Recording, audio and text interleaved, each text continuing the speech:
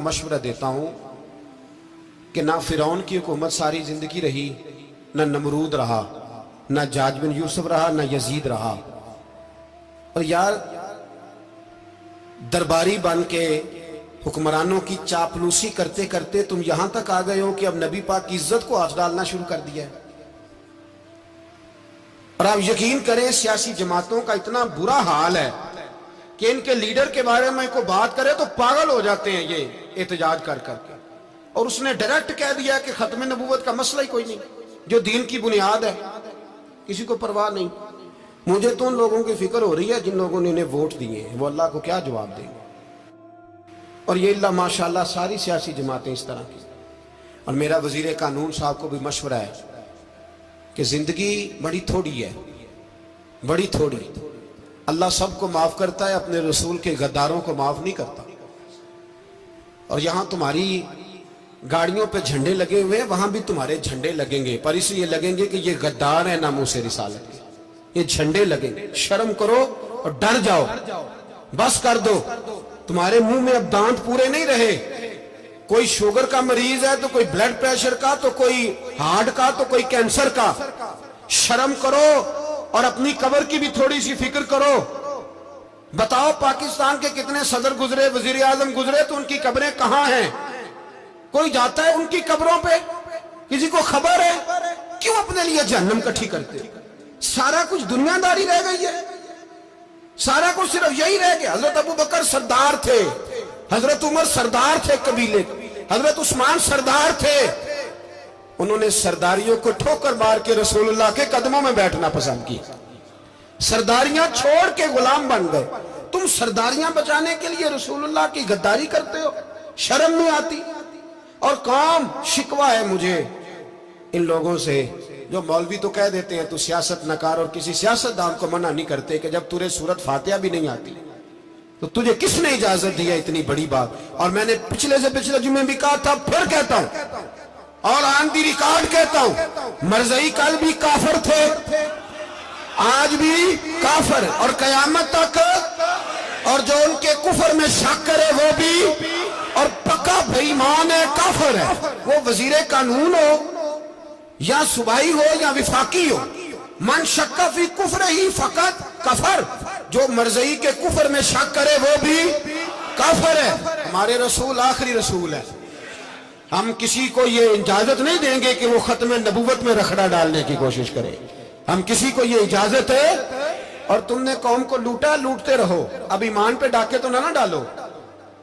تمہیں دولت لوٹ کے پیٹ نہیں بھرا، اب ایمان لوٹنا شروع کر لیا ہے۔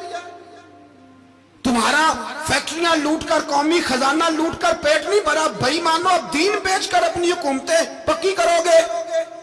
اور وہ لوگ بھی تیار ہو جائیں جو ان بھائی مانوں کو منتخب کرتے ہیں، ان سے بھی سوال کرے گا ختم نبوت کا موضوع قیامت کے دن کہ تم بتاؤ، ان کو سپورٹ کرتے تھے جو رسول اللہ صلی اللہ علیہ وسلم کے بعد بھی کسی نبی کو نبی ماننا درست جانتے تھے۔ شرم آنی چاہیے، خیال ہونا چاہیے۔ اور میں نے کہا کہ ہمارا دل نہیں چاہتا، آپ یقین کریں، ہمیں شوق ہے جلوس نکالنے کا، تمہارے خلاف باتیں کرنے کا۔ تم نے روز تھرمامیٹر نکالا ہوتا ہے، چیک کرتے ہو کہ ایمان کتنا ہے کتنا نہیں ہے۔ یہ پاکستان اگر صوبہ سندھ ہے تو حضرت عبداللہ شاہ غازی کا ہے، اگر بلوچستان ہے تو حضرت بابا عبد الرحمان کا ہے، اور اگر پشاور ہے تو وہ صوفیاء کا ہے، اور اگر یہ دھرتی پنجاب ہے تو یہ داتا علی اجویری کی ہے، یہ بابا فرید الدین کی ہے۔ اس میں کسی غدار کو قبضہ کرنے کی اجازت بالکل نہیں ملے گی۔ اور ہم وہ لوگ بھی نہیں جو چپ کر کے اندر سوتے رہیں، قوم جو کرتی ہے کرتی رہے، ہمیں پرواہ نہیں، نہ ایسی کوئی بات نہیں۔ کوئی بندہ نہ سمجھے کہ انہیں ہوش نہیں، انہیں پتہ نہیں، ہمیں سارا کچھ ہی آتا ہے۔ پھر اگر کل کو کوئی ممتاز قادری پیدا ہو گیا تو شکوہ نہ کرنا، کل کو پھر سے عامر چیمہ نکل آیا تو شکایت نہ کرنا، یاد رکھنا۔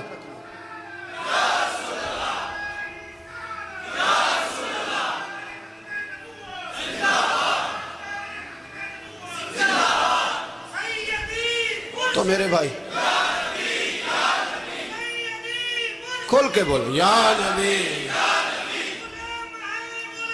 رسول کے وہ صلی اللہ۔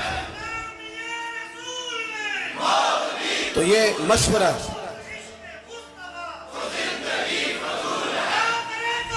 जज़ाक। तो ये तुम्हें मशवरा है।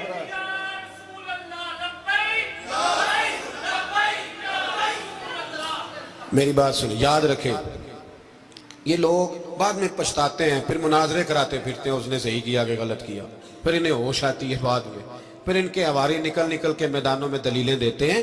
इसलिए हमारा मशवरा है इन्हें कि ये अपनी हद में रहें और जो काम तुम्हारे जिम्मे, मैंने कहा ना तुमने बड़ा लूटा, ये कौम रोज तुम्हें मौका देती है लूटने का, ये मौका देती है, तो तुमने दौलत लूट के पेट नहीं भरे, अब ईमान लूटने के चक्कर में आ गए हो।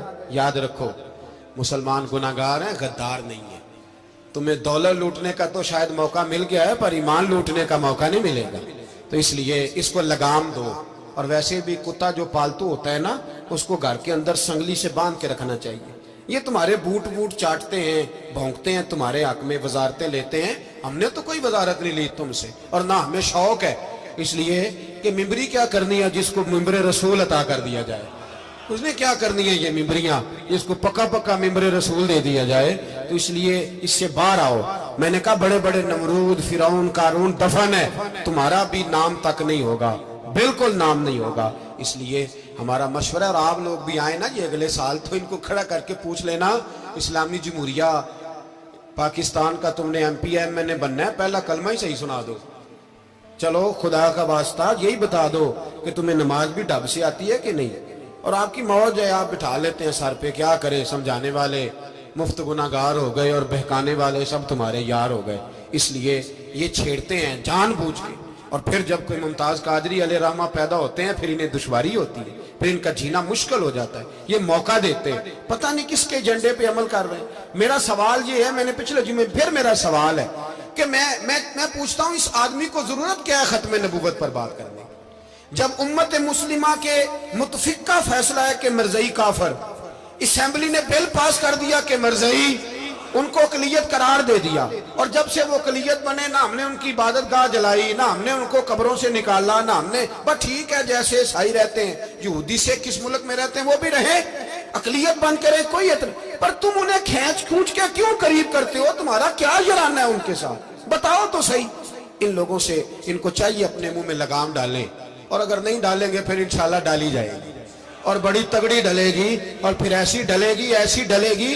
सलमान तासीर जब मरा था ना, तो 5-5 लाख रुपया मौलवियों को ऑफर की, जनाजा पढ़ाओ। 5-5 लाख रुपया छोटे छोटे मौलवियों को।